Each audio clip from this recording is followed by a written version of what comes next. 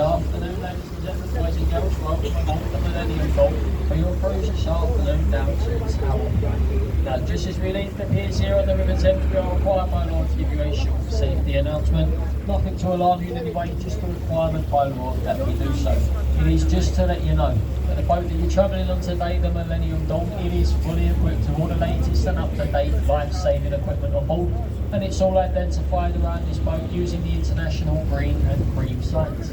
The emergency exits there at the front and the back of this boat, and they're also identified using the international symbols as well. All crew are fully trained and qualified, so you are in safe hands, but in a very unlikely case of emergency, just remain calm, remain seated and wait for clear instructions given to you by a uniformed member of crew. Toilet facilities are located at the back of this boat. If we do have any smokers on board today, you can do so on the top deck right at the back of the boat only. If this safety announcement has alarmed anyone in any way, then on a light and only to have a fully licensed bar. If you don't need those smoke strips, the outlook will be able to out there. It's 5 o'clock somewhere in the world after all, ladies and gentlemen. Now we do have a couple of options for both of you would be 50. It's too expensive to go up there. How much? £25 to go up there. Oh, You've got to go up there, they pay £50. I know. It's expensive. I'll just take picture. Yeah. So we're turning around now. We're going to head that way, right? Now option number 2 is that takes down the right from Liverpool for your journey down to Tower. So we're going that way. Just want to show of hands, did everybody understand me okay so far? Yeah? Okay, then folks. Just want to show of hands again, would everyone like option 2, the live commentary on the way down to Tower? No, unless it's a pop-up. Alright, so give me my best shot, alright? I'm not a professional tour guide in any way. I'm only a crew member here on board this boat to keep you safe and get you from point A to point B. So if I do get anything wrong, please feel free to keep it to yourselves. Now starting off, just on our right hand side there, the stone building with a green statue on top. That there is the County Hall building. It is now a Marriott hotel, and it's the largest Marriott hotel in Europe. We do have some Merlin Entertainment Group attractions along the ground floor as well. We have the Shrek's Adventure, the London Dungeons, and the Sea Life Aquarium. Now still on our right hand side, we cannot miss it, it stands at 450 feet tall. It is the London Eye. It was built in the year 2000 for British Airways. Now there are 32 glass pods on the outside of the London Eye, and that number is not a random number. I say glass pod for every borough of London. However, they are counting 1 to 33, as British Airways they deemed the number 13 to be unlucky. Now it's no longer owned by British Airways, it's now owned by the Merlin Entertainment Group, and the ride on the London Eye, it will cost you between £25 and £30. Now the latest craze with the London Eye is you can now get married on it. It does in fact hold its very own wedding certificate. Now I wouldn't recommend that, folks, marriage I mean, but if you did want to get married on the London Eye, all I will say is please make sure the person you're going to propose to is Mr. or Mrs. Right. It does move around very, very slowly. So by the time you get up to the top, get down on one knee to pop the question. If he or she says no, it's a very long and embarrassing journey back down for you, or your friends and family laughing at you, or 25 members of the public instead. It will soon become the worst 15 minutes of your life.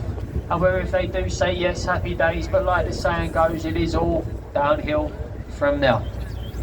Now over to our left now, the grey ship there, the Tattershall Castle.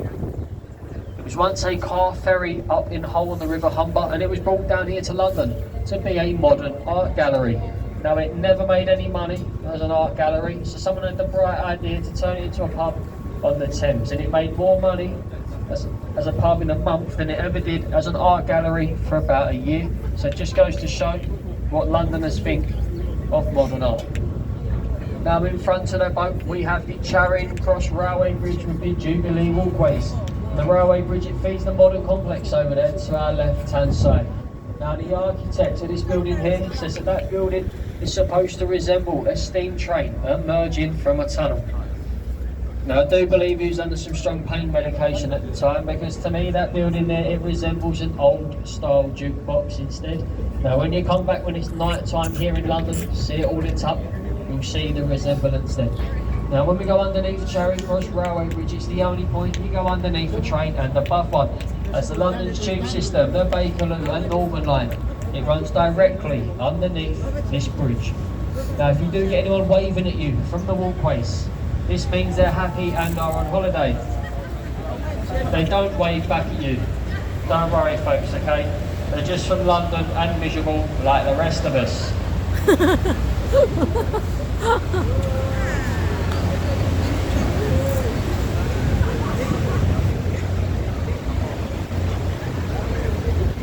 Now to our right hand side now, the stone building there, Royal Festival Hall, the last building in the Great Festival of Britain. It was built as a morale booster after World War II. Many famous people have sung in that building during their career. Just to name a few: Michael Jackson, Amy Winehouse, Whitney Houston, and even Frank Sinatra himself. Now over to our left, the stone Egyptian obelisk there, Cleopatra's Needle. Now Cleopatra's Needle, it is the oldest thing that you see here in London today. It's even older than London itself. That needle is over 3,500 years old. Now they do build them in pairs. We have this one here on the left hand side, on the Victoria Embankment here in London. And the sister needle to that one, it resides in Central Park, New York City. Now the bridge that is in front of the boat here is the Waterloo Road Bridge, and it's commonly called here in London as the Ladies' Bridge, as while the men, they were away fighting in World War II, the women, they stayed behind to rebuild London. Now this bridge here was built of an 80% women workforce, and they used a Portland stone to build this bridge, and it is a self-cleansing stone. You'll be able to see how nice and clean the sides of it are. And then when we go underneath the bridge, you'll be able to see how dirty it is. When the rainwater, it doesn't penetrate the dirt and grime that hides underneath the bridge. So when it rains here in London, this bridge, it does receive a thorough wash. But ladies, you will be pleased to know, it even stands now still to this day. That this bridge here is the only bridge ever to be made on time and under budget. So well done to the ladies. Yay! Woohoo! Now over to our right, the stone building with the electronic board on the front of it. That there is London's National Theatre. It does get voted every year without fail as being London's most ugliest building. But as the saying goes, do not judge a book by its cover. As this building here, it holds three of this city's finest theatres. Now the area that it's located at, it is the South Bank, and it is the performing arts sector here in London. So it's where you'll find your art galleries, your theatres and your concert halls. They have street performers there as well, and there are some lovely bars and restaurants along the South Bank. The South Bank, it starts at the London Eye and it ends all the way down at Tower Bridge. Now over to the left there, the black and white ship, the St. Catherine. It was once used by the royal family as a royal barge. That's when they used to travel out on this river many, many years ago. As you can see, it's fallen into some disrepair now. They no longer use it. They have another royal barge now. It's called the Gloriana. It's a hand-painted red and gold barge. And that's what you see the royal family travelling out on this river today. They would use the Gloriana. But the St. Catherine is their spare boat. That's what they give Prince Harry when he comes here back into London. Also on the left now, the white ship with the yellow funnel, the HQS Wellington. It was part of the New Zealand War Fleet, and it is now permanently moored here in London as a floating livery hall. Now if you don't know what I mean by the word livery hall, that's okay. It's just a fancy word for a drinking club for master mariners. Now to become a master mariner, you have to be a captain of a sea-going vessel for a minimum term of 25 years. It's a very prestigious club. And the head of that club is our newly crowned king, King Charles. We usually see him and Camilla on the front of the boat, reenacting the Titanic scenes after they've had a few. Now over to the left still, we have the green lions on the wall with the rings in their mouth. Now what these are here are early flood warning indicator systems here in London. So if the water level on this river ever got too high, the police, they would use that blue box over there to the left to phone down to the London Underground system and ask people to evacuate in fear of London flooding. As our circle and district line, it runs parallel with this river wall. Now there have been a few rhymes that have gone on these green lines over the years, and I'll share them with you now. If the lions are drinking, then London is sinking. If the water level is up to the lion's mane, then London is down the drain. And now it is time for mine and the captain's favourite. If the lion's heads are ducked, then London is well and truly flooded. Now on our right hand side, now the orange brick building with the tower on top. That there, it is the Oxo Tower, once where the famous Oxo Cube was once manufactured. It is now home to the Harvey Nichols restaurant on top, which is one of the top 10 rated restaurants here in London. We have some unaffordable housing in the middle and a row of shops along the bottom. Now it is illegal to advertise on the banks of the River Thames as it is a royal waterway, and Oxo, they was taken to court for this matter. They said it's a complete coincidence that their branding ended up in that tower and does indeed light up red. Somehow they was awarded the case. They've had over 70 years of free advertisement here on the River Thames. And just over to our left now, the stone building with a green tiled roof. That there, it is the old City of London School for Boys. No longer used as a school, it's now home to the wealthy American bank JP Morgan, and that's their offices in that building today. Now on our right hand side, the very tall shiny building, number 1 Blackfriars. All apartments in this building here, and it's a very expensive building to live in as well. The bottom range apartments range from a price of £2.5 to £3 million, and then as you can imagine, further up the tab you go, the more expensive it does get, and the penthouse ones are anywhere between £15 to £20 million. Now this building, it has its nickname here in London as the Kim Kardashian, and I'll let you guys figure that one out for yourselves. Now as we come through the archways of the group Blackfriars bridges, in between the two bridges now we have some red columns. Now these red columns, they are the foundations and supports for the very first railway bridge here in London, the St Paul's Railway Bridge. It was used by a steam train and it connected London, Chatham and Dover together. They took the top of it off as modern day trains were too heavy for these supports, and they've not removed the supports in fear of upsetting the foundations for the other two bridges.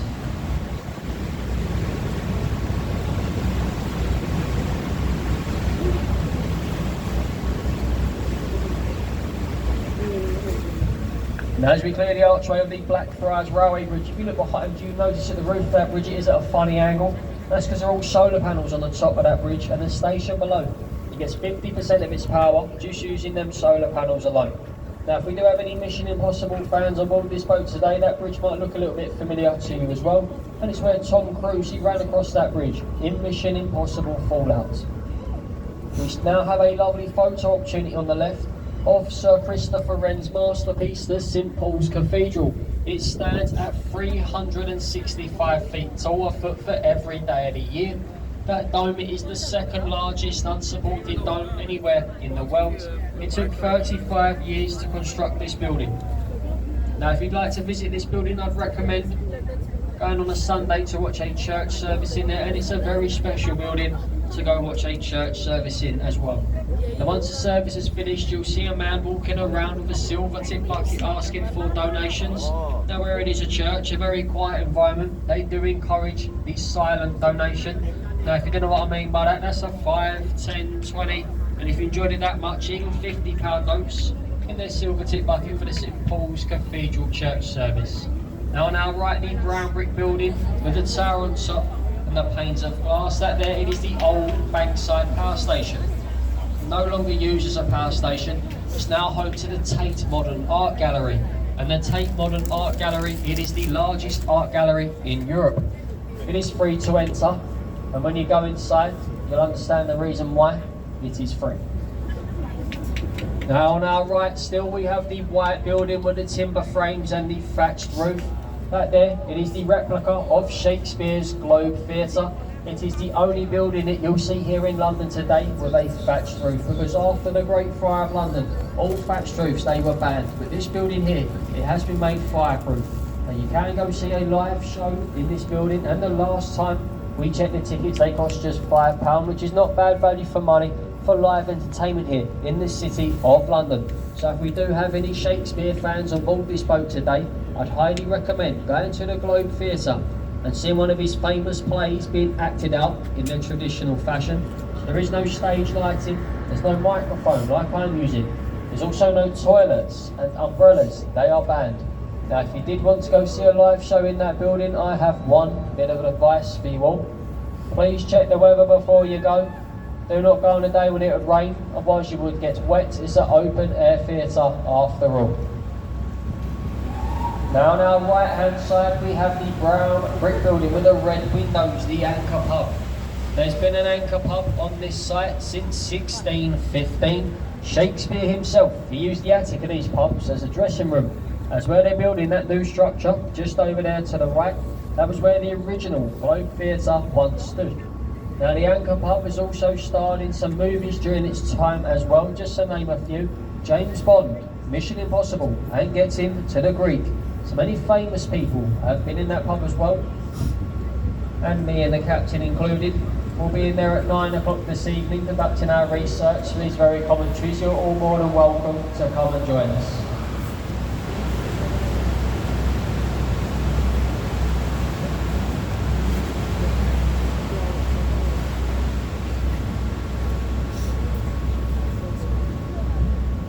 Now on our right hand side we have the pirate looking ship in the dock. That there, it is a working replica of Sir Francis Drake's Golden Hind. Sir Francis Drake, he was the first Englishman to navigate a ship around the globe. The original done it once, that replica there has done it twice, following the exact same route as the original. They are currently restoring it back to its former glory and planning another trip around the world in 4 years' time. Now between the next two buildings on the right hand side we have Southwark Cathedral. Now a son of a local butcher, he was baptised in this church on our right hand side, and his name was John Harvard, and he later emigrated to America and he was the founder of the Harvard University. Now the bridge that will shortly be going under, it is London Bridge, and it is the 5th London Bridge to stand on this very site. The first one, it was made out of wood and it was built by the Romans. Previous bridges, they have fallen down, and that's where we get the nursery rhyme from. London Bridge is falling down. The previous bridge to this one, the 4th London Bridge, it started to sink into the mud. So in the 1970s they decided to sell it, and it was bought by an American businessman named Robert McCulloch. He purchased the 4th London Bridge for $2 million. It was then dismantled stone by stone, and it was shipped over to Arizona, where it was rebuilt in Lake Havasu City, Arizona, and it still stands there today. Now on our right hand side and up we do have the Shard. The Shard is Western Europe's tallest building. It stands in at over 8,000 feet tall. Now there is a viewing platform on the 77th floor, and then the rest is made up of luxury apartments, bars, restaurants, office space, and it's also home to the 5-star Shangri-La Hotel. Now each luxury apartment in the Shard has been valued between 30 and 50 million pounds.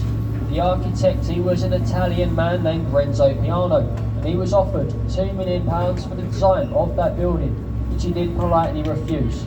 And in return said, if you want my design, then I want the 4-bedroom penthouse apartment. They agreed his terms.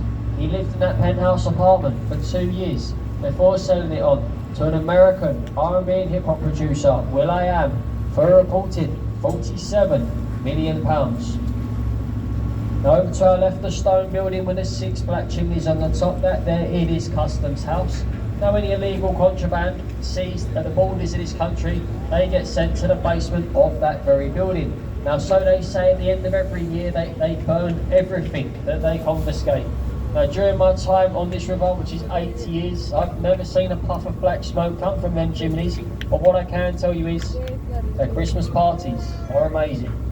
Probably still going on now. Now on our right hand side we have the warship here, the HMS Belfast. The HMS Belfast, it was built in the same shipyard as the ill-fated Titanic, the Harland and Wolff shipyard in Belfast, Northern Ireland. It weighs in at 11,500 tonnes. Its main armament is 12 6-inch guns, and they can fire a 100-weight shell 14 miles away. The first time this vessel fired its guns in anger was during D-Day, and the last time it fired its guns in anger was during the Korean campaign. It's now permanently moored here in London as a floating extension to the Imperial War Museum. You can go on board and explore all 9 decks. You can go from the engine room all the way up to the captain's bridge. And it's also used as a docking and berthing station for ships that are visiting London. So we do get to see other naval ships, cruise liners, and even billionaires come up with their super yachts and moor up alongside of Belfast while they're here visiting London. You know, on there, you know, where the car, you know, trouble come through, they would open up like that. What happened to the car? They would stop at the edge, over there, and then they come down. But they know when it was. Now, destination tower here is just over there behind us, so to get there we do have to turn the boat around. And as we do so, we'll be able to get a lovely photo opportunity on the right hand side of the boat for Tower Bridge. Now, Tower Bridge is the only bridge of its kind, being a part suspension, part bascule bridge. And what that means is the centre arches, they fully raise like a double-sided drawbridge to let tallest ships come into the upper hall of London. It is also the only bridge to be registered as a ship, as it always needs a captain, first mate and engineer on board at all times. And there's only one day of the year when this bridge it will not open. We've had a lot of people guess Christmas and other special days throughout the year as well, but unfortunately they've all been wrong. It is the day of the London Marathon, as this bridge here, it marks the halfway point where 40,000 runners, they run across this bridge every year for charity and other good causes. Now we do have a very iconic photo now, a double-decker red bus going to be on the centre arch of Tower Bridge. Make sure you get that, folks, alright? It's what we like to call the money shot here in London. It will cost you £5 on a postcard. You're getting it on this boat for free today, so take advantage of it while you can. Now if we take all the stonework away from Tower Bridge, it will still be a fully functioning bridge. It's been built like that to blend in with its neighbour, which is the Tower of London, which is now on our right hand side. Now the Tower of London, it has been many things in its time. It has been a royal zoo, an observatory, a palace, a royal mint to make money, an armoury and a prison, but most famously known as a place of execution, and it is now home to the Crown Jewels. We do have the white writing over there on the wall. It says entry to the Traitors' Gate. Now if you was found committing treason against this country, you had been rowed down from the Westminster Palace down here to the Tower of London by a Thames waterman, by a barge. You'd gone through that bricked up entrance over there, and then you would have suffered your punishment. You'd have had your head surgically removed with a large blunt axe, and if you was famous, it did not stop there either. You'd then have your head dipped in tar and put on a spike at London Bridge to warn off any other future traitors. Now in a few short moments, folks, we're going to start to make our way alongside Tower Pier. So just a little bit of travel information for you now. Tower Pier is the last destination for this boat, okay folks, so it will mean everyone must leave us there. If you have big bus, 2 bus, golden tour bus tickets, walk up to the top of the hill, you'll find your buses waiting for you there at the roadside. If you have van return tickets by boat back to Westminster, go to boarding point A and join the queue for the next boat to take you back to Westminster. But this boat is out of service for the day. There will be pier staff as well to be able to help you continue on your journey.